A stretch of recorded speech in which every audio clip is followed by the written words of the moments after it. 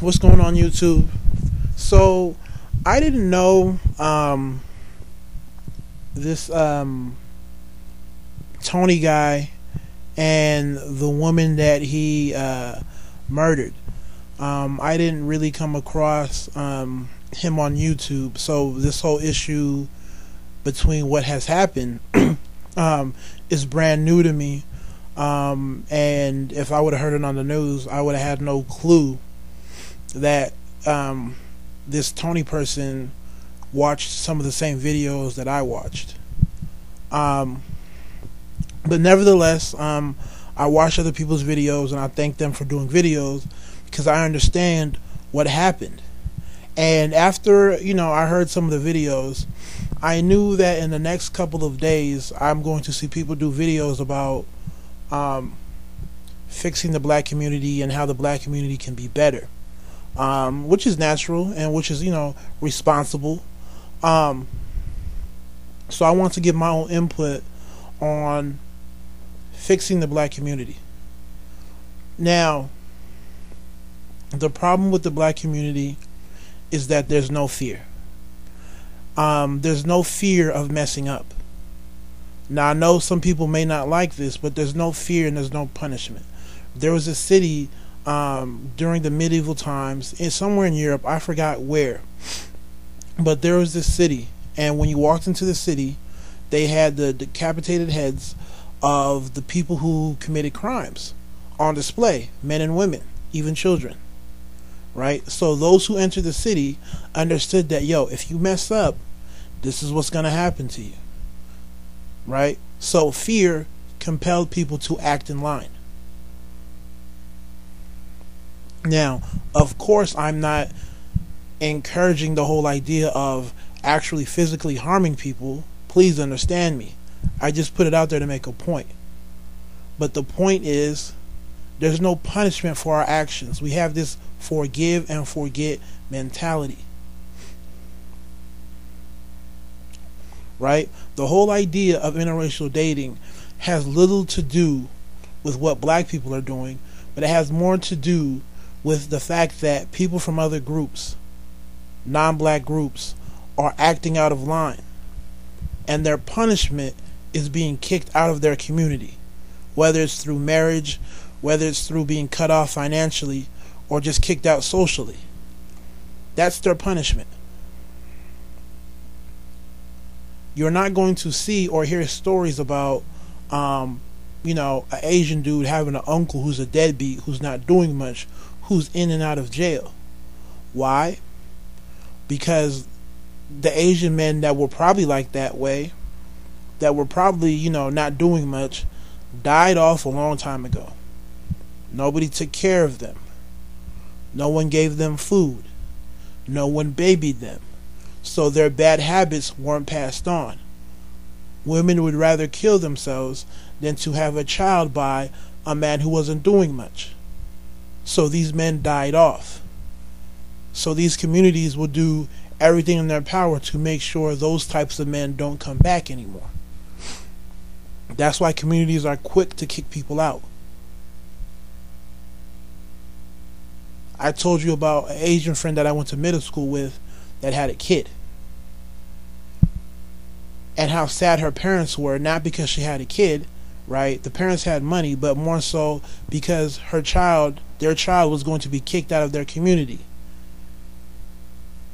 And of course, she's only into black dudes. Last time we spoke, she talked about how she was dating some black dude and how they were probably going to get married.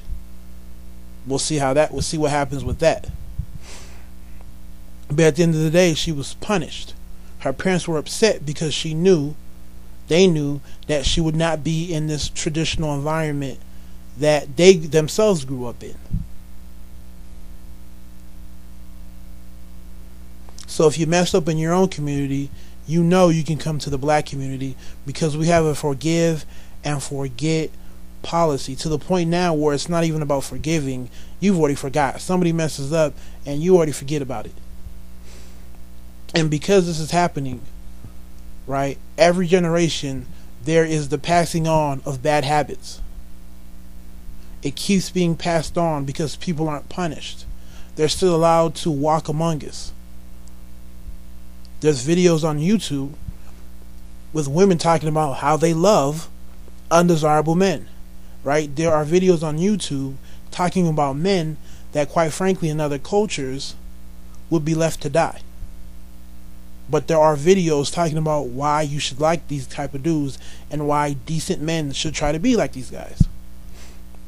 Right? You don't have to listen to me. Just type in, type in keywords and it's all going to come up for you. So there's no punishment for bad behavior.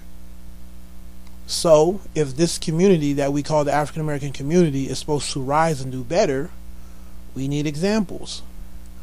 People need to see what you should not do. People need fear. Fear is what keeps people in line. The fear of going to jail is what stops somebody from breaking into your house right now and stealing the laptop that you're using to listen to my videos. Right? That's fear. There's power in that.